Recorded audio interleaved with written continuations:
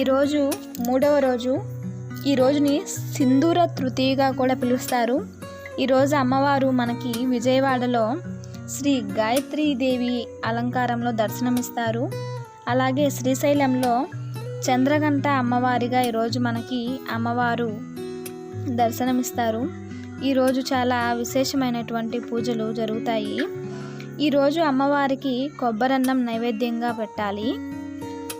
ఈరోజు అమ్మవారిని తెలుపు రంగు చీరతో అలంకరణ చేస్తారు. ఈరోజు మోదుక వృక్షానికి పూజ చేయడం వల్ల చాలా మంచి జరుగుతుంది.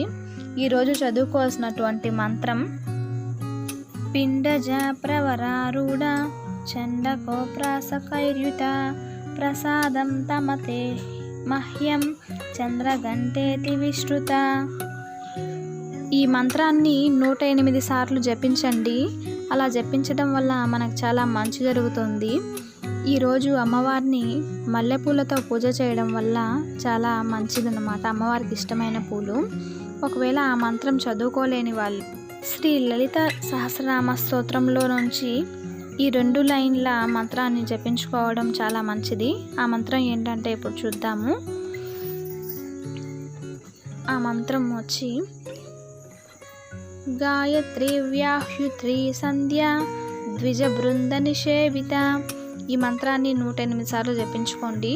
ఈ మంత్రాన్ని కూడా జపించుకోలేని వాళ్ళు ఓం శ్రీ మాత్రే నమః అనే మంత్రాన్ని 108 సార్లు 108 పుష్పాలు తీసుకొని ఈ మంత్రాన్ని జపించుకోండి.